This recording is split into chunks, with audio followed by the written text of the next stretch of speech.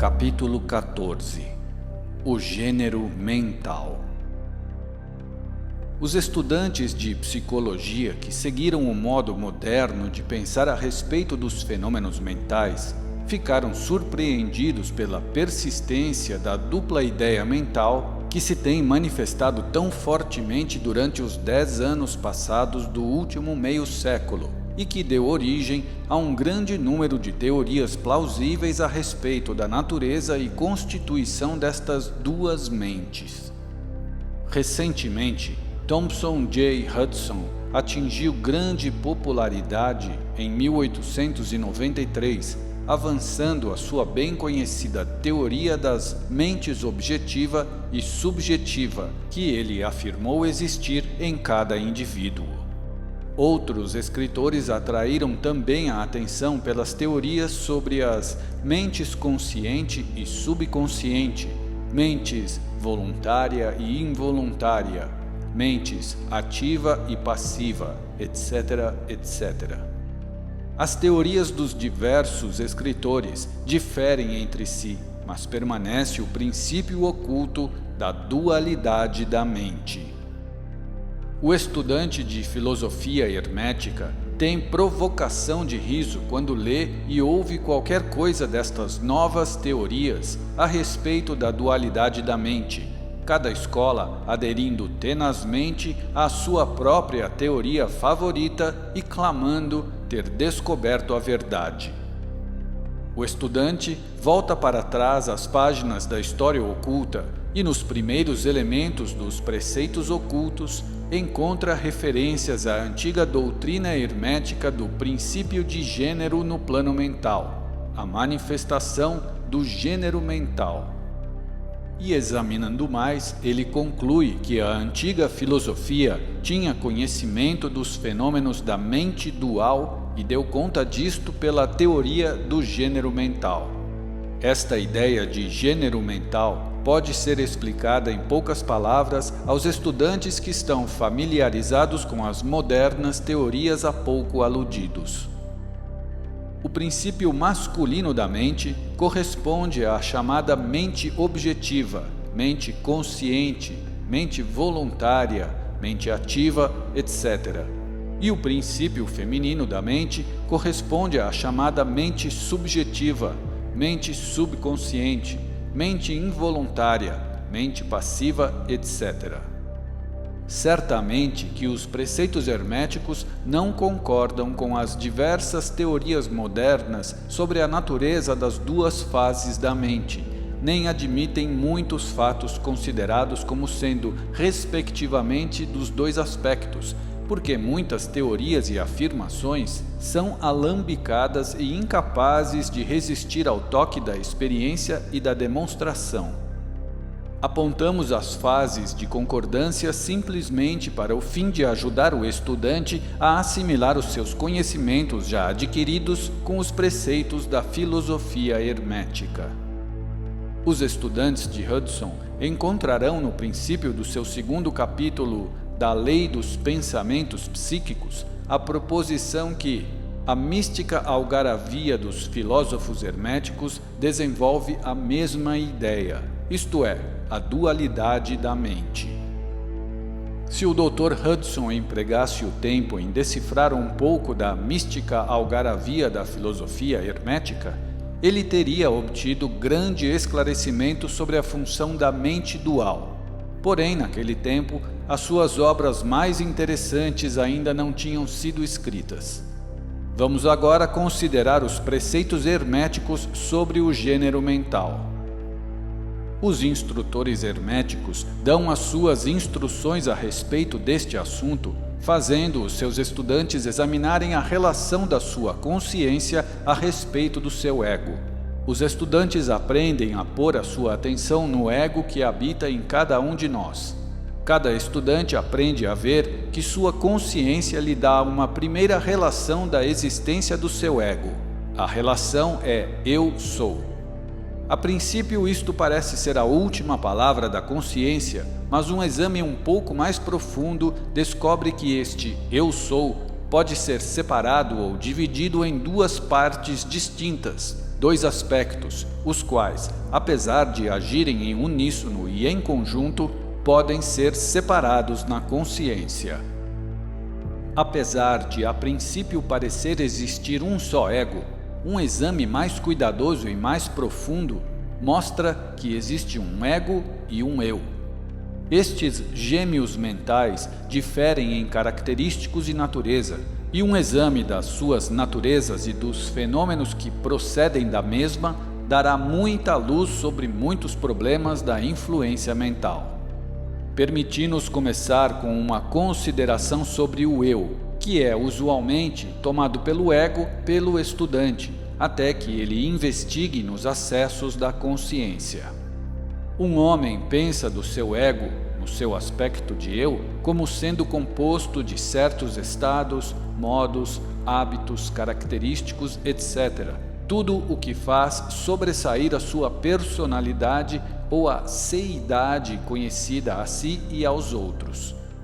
Conhece que estas emoções e sensações mudam, nascem e morrem, estão sujeitas aos princípios de ritmo e de polaridade que as levam de um extremo ao outro. Pensam também que o eu é formado de certos conhecimentos reunidos nas suas mentes e formando então uma parte deles mesmos. Tal é o eu de um homem.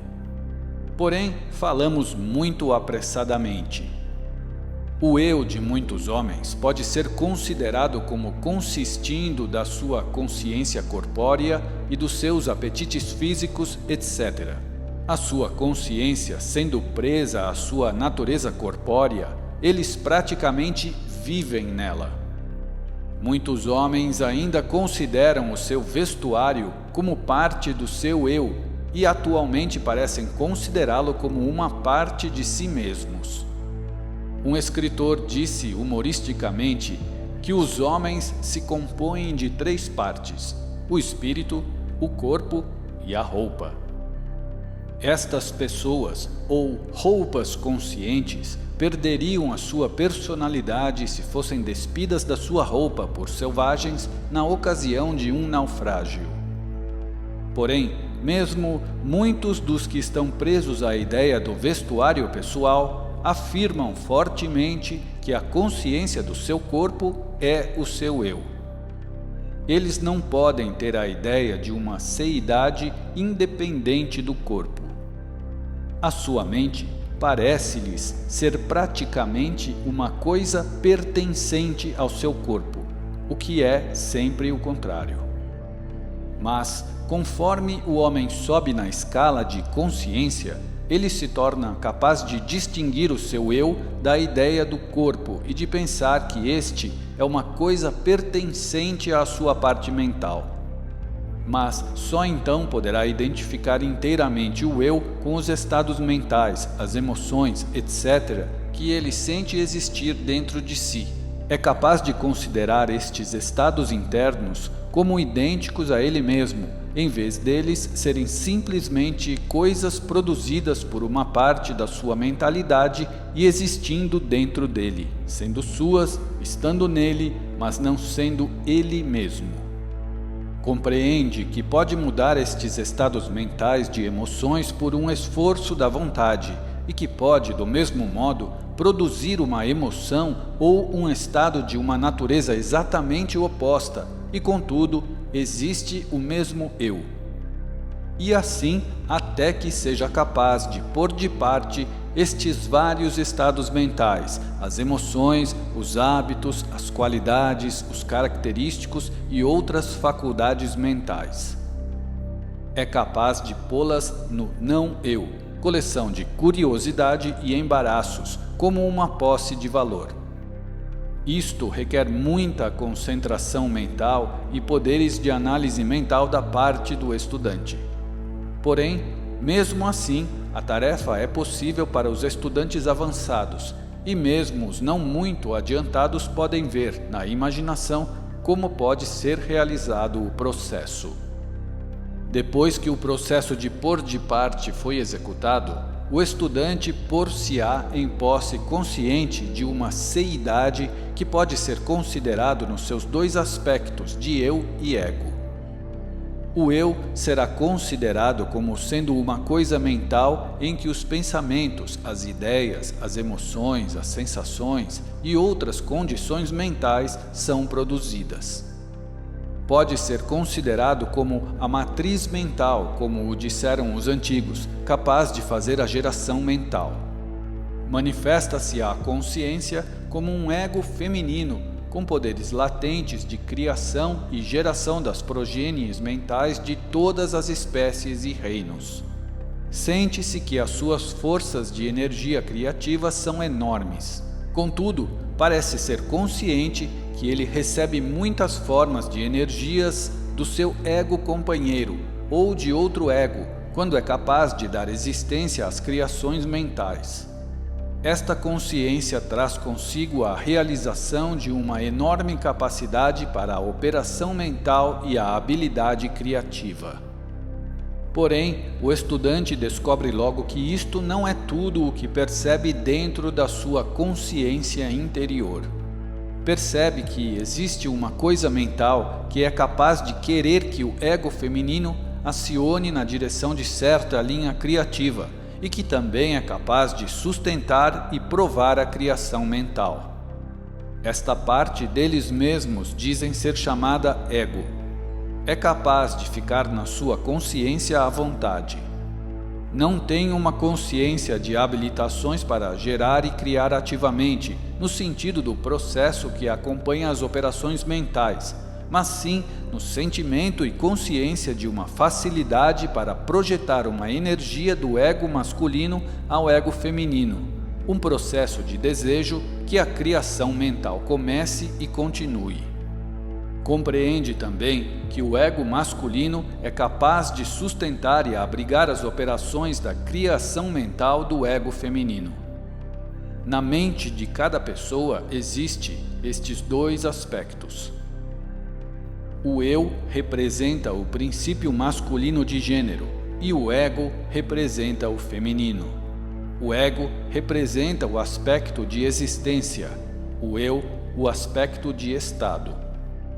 Deveis saber que o princípio de correspondência opera neste plano do mesmo modo que o faz no grande plano em que é feita a criação dos universos. Ambos são semelhantes, porém muito diferentes em grau. O que está em cima é como o que está embaixo, e o que está embaixo é como o que está em cima. Estes aspectos da mente, os princípios masculino e feminino, o ego e o eu, considerados em relação com os conhecimentos dos fenômenos mentais ou físicos, dão a chave mestra destas pouco conhecidas regiões da operação e manifestação mental. O princípio de gênero mental manifesta a verdade que se oculta debaixo do campo total dos fenômenos de influência mental, etc. A tendência do princípio feminino é sempre em receber impressões, ao passo que a tendência do princípio masculino é sempre em dá-las ou exprimi-las. O princípio feminino tem um campo de operação mais variado que o princípio masculino. O princípio feminino dirige a obra da geração de novos pensamentos, conceitos, ideias, incluindo a obra da imaginação. O princípio masculino contenta-se com a obra da vontade nas suas várias fases. E assim, sem o auxílio ativo da vontade do princípio masculino, o princípio feminino pode contentar-se com a geração de imagens mentais que são o resultado de impressões recebidas de fora, em vez de produzir criações mentais originais. As pessoas que prestam uma contínua atenção a um assunto empregam ativamente ambos os princípios mentais, o feminino na obra da ativa geração mental e a vontade masculina na estimulação e fortificação da porção criativa da mente. A maioria das pessoas empregam realmente o princípio masculino, mas pouco, e contentam-se com viver de acordo com os pensamentos e as ideias insinuadas no eu pelo ego das outras mentes. Porém, o nosso propósito não é demorarmos-nos na consideração desta fase do assunto, que pode ser estudada num bom livro de psicologia com a chave que nós vos demos sobre o gênero mental. O estudante dos fenômenos psíquicos está ciente dos admiráveis fenômenos classificados sob o título de telepatia, transmissão de pensamento, influência mental, sugestão, hipnotismo, etc. Muitos procuraram, para uma explicação destas várias fases de fenômenos, as teorias dos diversos instrutores da mente dupla. Em certa medida estão certos, porque há claramente uma manifestação de duas fases distintas da atividade mental. Porém, se esses estudantes considerarem estas mentes duplas à luz dos preceitos herméticos a respeito das vibrações e do gênero mental, compreenderão que têm na mão a chave com que tanto esforço procuravam.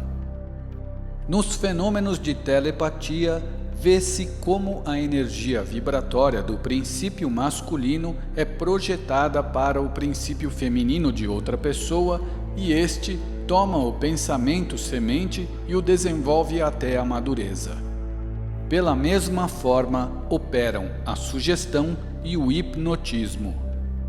O princípio masculino da pessoa dando as sugestões dirige uma exalação da energia vibratória ou força-vontade para o princípio feminino da outra pessoa, e esta última, aceitando-a, recebe-a em si mesma e age e pensa de conformidade com ela. Uma ideia assim recolhida na mente de uma pessoa cresce e se desenvolve, e com o tempo é considerada como a melhor produção mental do indivíduo, porquanto, em realidade, é como o ovo do cuco colocado no ninho do pardal, quando este destrói a produção direta e se põe no ninho. O método normal é para os princípios masculino e feminino na mente de uma pessoa coordenar e agir harmoniosamente em conjunção com a de outra. Mas, infelizmente, o princípio masculino nas pessoas médias é muito lento em agir. O estendimento da força-vontade é muito vagaroso. E a consequência é que tais pessoas são quase inteiramente dirigidas pelas mentes e os desejos das outras pessoas, às quais ela permite que façam as suas ideias e os seus desejos. Quão poucas ações ou pensamentos originais são realizados pelas pessoas médias? Não são a maioria das pessoas simples sombras e ecos de outras que têm vontades ou mentes mais fortes que elas? Isto acontece porque a pessoa média vive mais na consciência do seu eu do que na do ego. Está polarizada no seu princípio feminino da mente e o princípio masculino, em que se acha à vontade, é obrigado a ficar inativo e sem emprego. O homem e a mulher fortes do mundo manifestam invariavelmente o princípio masculino da vontade, e a sua força materialmente depende deste fato. Em vez de viver das impressões dadas às suas mentes pelos outros, dominam a sua própria mente pela sua vontade, obtendo a espécie desejada de imagens mentais, e ainda mais, dominam do mesmo modo as mentes dos outros. Vede as pessoas fortes, como implantam os seus pensamentos sementes nas mentes das massas do povo, fazendo assim este pensar de acordo com os desejos e as vontades destes indivíduos fortes. Isto é porque as massas do povo são como que criaturas carneiros, não dando origem a uma ideia própria e não empregando as suas próprias forças de atividade mental. A manifestação do gênero mental pode ser observada ao redor de nós todos os dias da vida. As pessoas magnéticas são as que podem empregar o princípio masculino com o fim de imprimir as suas ideias nos outros. O ator que faz o povo chorar ou rir como quer, o faz empregando este princípio. E assim é sucessivamente o orador, o político, o pregador, o escritor ou qualquer pessoa que tenha a atenção do público. A influência particular exercida por algumas pessoas sobre outras é devida à manifestação do gênero mental na direção da linha vibratória acima indicada. Neste princípio, acha-se oculto o segredo do magnetismo pessoal, da influência pessoal, da fascinação, etc., assim como os fenômenos geralmente agrupados sob o nome de hipnotismo. O estudante que familiarizou-se com os fenômenos geralmente chamados psíquicos poderá descobrir a importante parte tomada nos ditos fenômenos por esta força que a ciência denominou sugestão, termo pelo qual se quer significar o processo ou método pelo qual uma ideia é transmitida à mente de outro, fazendo a segunda mente agir de acordo com ela. Uma exata compreensão da sugestão é necessária para se compreender com inteligência os variados fenômenos psíquicos que a sugestão encobre. Porém, o conhecimento da vibração e do gênero mental é ainda mais necessário para o estudante da sugestão, porque todo o princípio da sugestão depende do princípio de gênero mental e de vibração. É costume dos escritores e instrutores da sugestão explicar que é a mente objetiva ou voluntária que faz a impressão mental ou sugestão na mente subjetiva ou involuntária. Porém, não descrevem o processo ou não nos dão uma analogia na natureza pela qual possamos compreender melhor a ideia. Mas, se quiserdes raciocinar sobre o assunto à luz dos preceitos herméticos, sereis capaz de ver que o fortalecimento do princípio feminino pela energia vibratória do princípio masculino está em concordância com as leis universais da natureza e que o universo natural oferece inúmeras analogias pelas quais o princípio pode ser compreendido. Com efeito, os preceitos herméticos mostram que a verdadeira criação do universo segue a mesma lei e que em todas as manifestações criativas, nos planos espiritual, mental e psíquico, está sempre em operação o princípio de gênero, manifestação dos princípios masculino e feminino. O que está em cima é como o que está embaixo, e o que está embaixo é como o que está em cima. E mais ainda, quando se compreende o princípio de gênero mental, os variados fenômenos de psicologia tornam-se imediatamente adaptáveis a uma classificação e estudo inteligente, em vez de serem muito obscuros. O princípio se realiza na prática, porque é baseado nas imutáveis leis universais da vida. Não entraremos em extensa discussão ou descrição dos variados fenômenos da influência mental ou atividade psíquica. Existem muitos livros bons escritos e publicados sobre este assunto nos últimos anos. Os principais fatos dados nesses vários livros são corretos, apesar dos escritores intentarem explicar os fenômenos por diversas teorias que lhes são favoritas. O estudante pode instruir a si mesmo nestas matérias e, empregando a teoria do gênero mental, será capaz de pôr em ordem no caos das teorias e doutrinas contrárias e poderá tornar-se mestre no assunto se for inclinado a ele.